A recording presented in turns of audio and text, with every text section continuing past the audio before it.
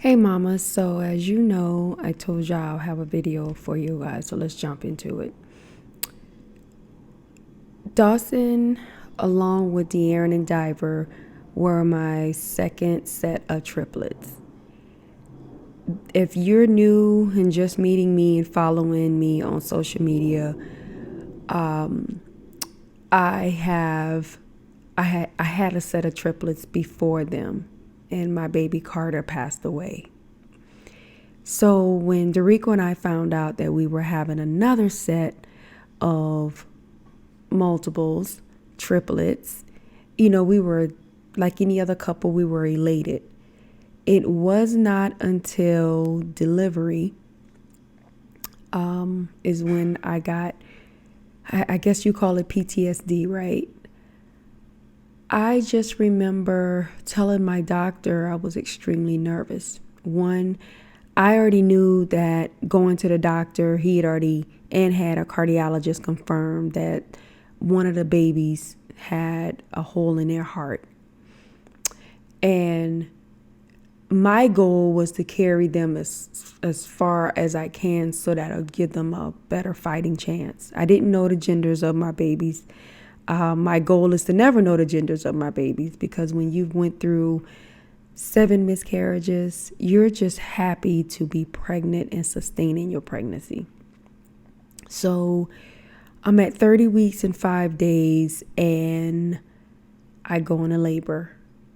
I had a complete meltdown prior to, and I thank God for my doctor, who was my doctor for the last 13 of my babies.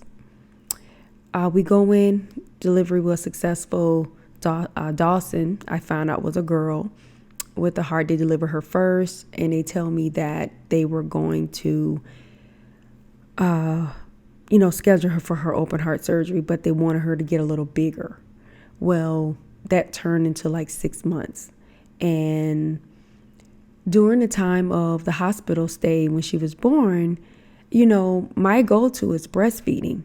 So I couldn't do that immediately. They had her on all of these type of medications. They had something on her. She would get really, really hot, so they had to keep her cold. And she would sweat because her heart worked harder than a normal heart. Remember, it's ventricular septum defect. It's a congenital heart defect. And so her heart was pumping, but it was just the mechanics of her heart was all in the wrong. It was in the wrong parts, in a sense. So where it should go left, it was going right. Where it should go up, it was going down. That's the best way to explain it. So that meant that, she had a hole in her heart. And it was very scary. And I just remember sitting in the hospital room. I go and see all my babies and I'm holding her, and I'm pumping. And any mom that knows, I'm getting emotional, any mom that knows about breastfeeding or a NICU baby knows that you hear the bells and the whistles in there, and you hear these little sounds. And when you go to hold your NICU baby, they're attached to so many tubes. So you're really, really scared of bothering them. And although I'm not a stranger to a NICU baby, I was a stranger to a NICU heart baby. And, Dorico was at home with the other 13 children, or he was taking care of the other 11 children. And I was at the hospital visiting all 3 at the time. The other 2 were doing great. And as any mom, you're going to go to the baby that needs you the most. And in this case, it was Dawson. So when they finally released the other 2, fast forward, it's just me and her, and I'm going to the hospital. Remember, it's during COVID. So we would have to alternate coming in there. Then they said only one parent can come in. It was a complete hot mess. So while she's in the hospital, she also contracts this, I can't think of it, y'all, but it's this really, is it Micah? I got to get the name for y'all, but I'm going to get it and I'm going to attach it. But it was this horrible infection that could shut down her organs. And all while we're waiting for her to have her surgery. So as a mom, you have to be so many things when you have a NICU baby. You have to be that doctor, that lawyer, that advocate. Your emotions are running high and you are entrusting these people to take care of your baby. And it was just extremely hard. So while she's in the hospital, she gets sick because they're delaying. They kept saying she needs to gain more weight, and so the surgery is delayed.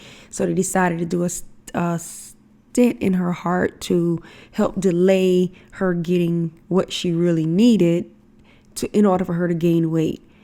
So they started on that. They couldn't finish it because her little body couldn't take it. Y'all, when I tell y'all, it was so traumatic. While she's in the hospital, I'm pumping milk, and they're feeding it through her nose, and then they tell me she needs a G-tube. I'm like, what's this gestational, or I don't even know the right word, y'all. I ain't gonna lie to y'all. It's so many different things, but just know G-tube, where they had to insert a tube in her stomach so that she can be fed properly. And they said because she was intubated, and it would help her to gain the weight much faster. We get the G-tube. That's another surgery. And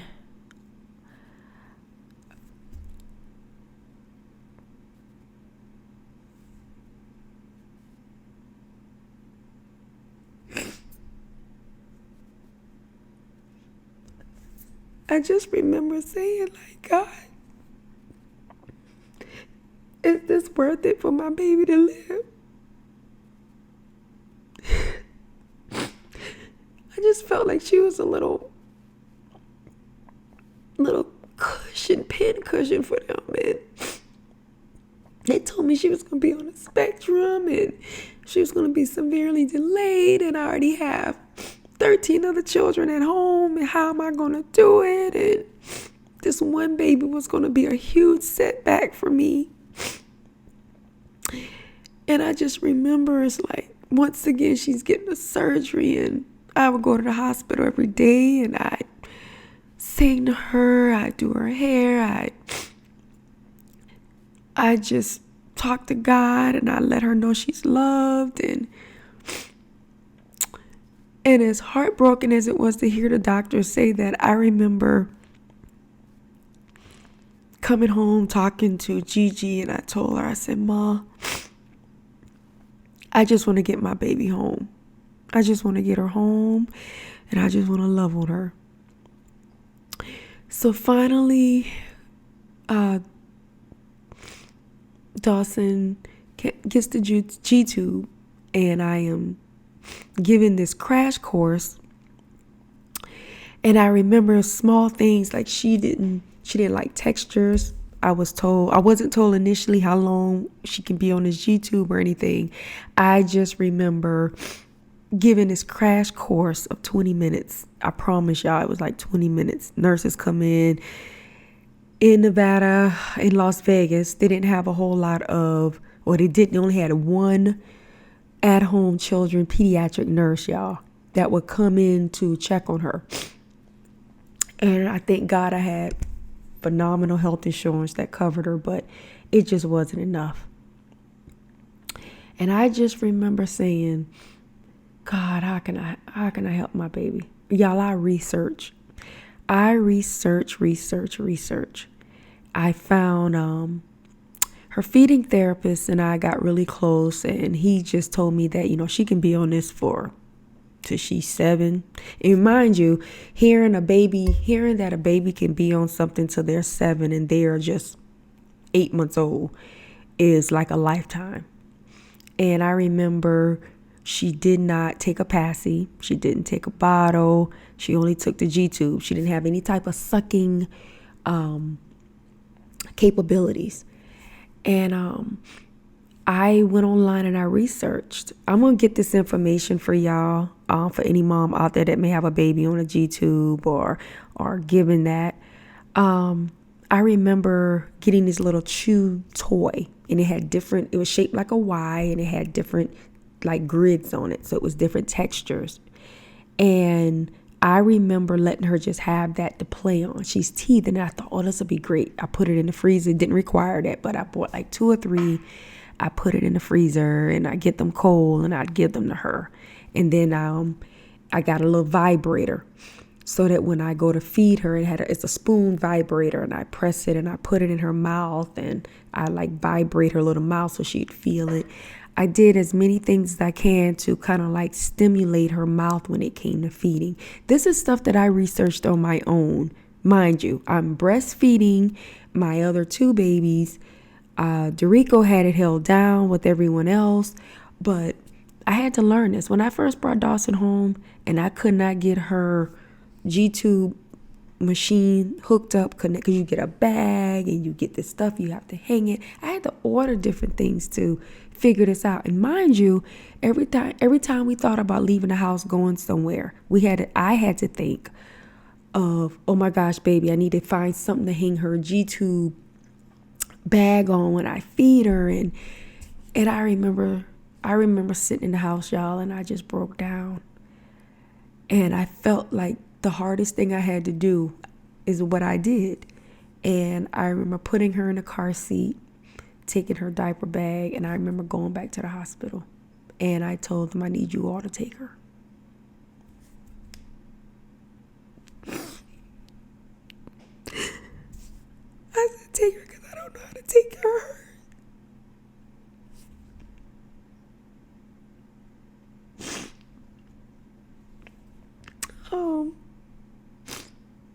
God, it must have been angels in that hospital, because they sat me down. This one nurse came to me. She said, I got you.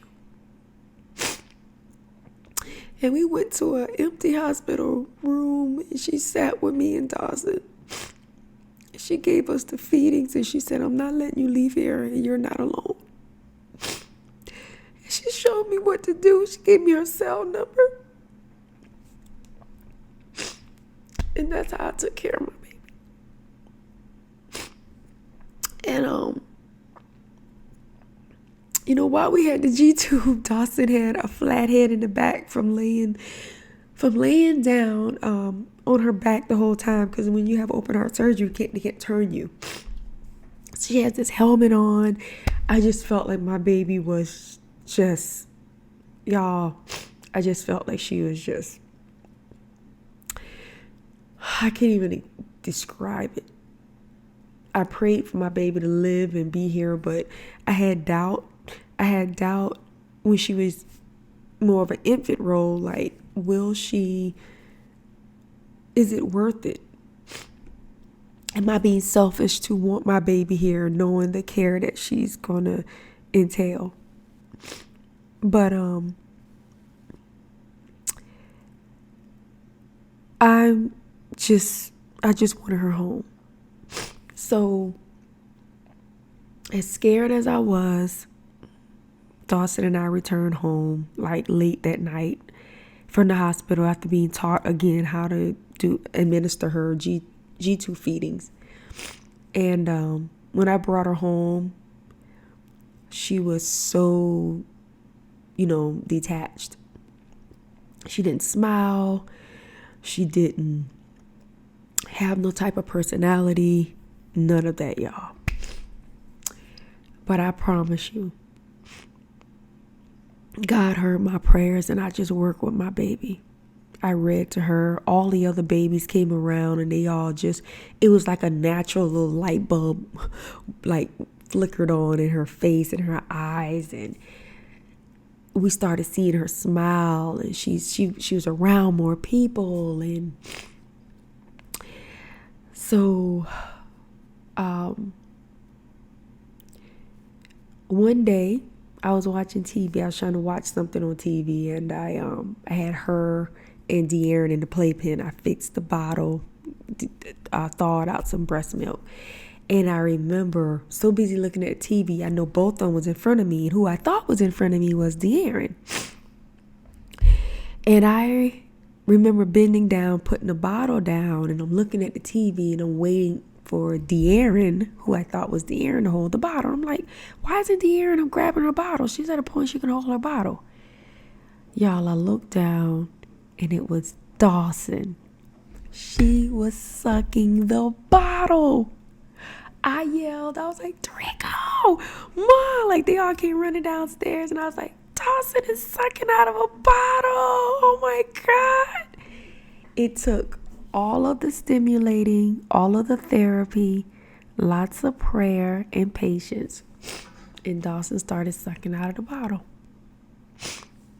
And I'm sharing this story with y'all. It's so much to the story. And if it's something in depth that you all want to know, please just comment below and I will tell y'all. But I want you all to know that I never stopped advocating for Dawson. I never did.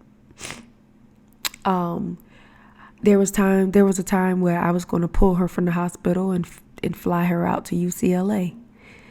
I did not let doctors define looking at my baby to be her end result. And I used what I knew, which was, Karen, hold on, shake this off. You have been blessed. Doctors told you to have an abortion after you were pregnant, naturally conceived a set of quintuplets, and all 5 of them are here and healthy. Do not let this doctor tell you that your baby will not be okay. And we are at 5 years old by the grace of God. Yes, she had to still get a lot of therapies, but she's not on the spectrum, thank God. And my heart goes out to all of the families out there who have a child on the spectrum. I still feel that although she may not be on the spectrum, I didn't let no one label her like special needs or anything. I just advocated. There are children out there that are on the spectrum that does need the help. And I've talked to countless moms who feel helpless, that there's no system there to protect them. And I want to say, it starts with you, Mom. It starts with you, Dad. Research online, call around, do as much as you can. I don't want someone to feel as though just because the doctor says it's so, it is. I respect doctors. I respect their knowledge. I really and truly do. But some things are gut instinct, and we just have to sometimes use that. Again, I will share more of the story with you all. If there's anything in depth you all want to know, I am an open book. I am here to help other mothers out going through this journey. It is not easy. It is extremely scary. Nothing could prepare me for it. It was extremely hands-on. And what I am so thankful to God that I did was open my mouth and talk. I asked questions. I showed up. I popped up. I didn't have a mom group to go to. I was in survival mode. We were doing COVID. I didn't have that. I got online. I researched. I ordered. None of this stuff was told to me. I did this on my own, and I thought, what am I going to lose? And I want you all to know I want to ask you, what are you going to lose by researching? What are you going to lose by getting a second, third, and fourth opinion? What are you going to lose by advocating for your child? Nothing. Not one thing. So I want you all to take from this that if I could do it, and yes, my results came out this way, you can do it too. Even if you do it enough to help another mother out there. That's what this is about. You know, they say it ain't no hood like motherhood, and God knows we all got to stick together. I always say no hood like parenthood, because there are some single fathers out there that are hopeless, that feels like, it's all geared toward moms. And if you are one of those fathers that are looking at this and listening, by all means, you're not alone. I hope that my story helped. I know that there's so much into it that I want to share, but y'all, I'm gonna need a whole hour or so to get into details about it. But if there's anything in particular that you want to know, please don't forget to comment below. Make sure you subscribe, turn on your notifications, so that, with your questions, I can go and post another video and answer them, because I really and truly do. And if you would like for me to come and speak at an event or a group, please, by all means, let me know. My email is also listed on there. Until then, take care.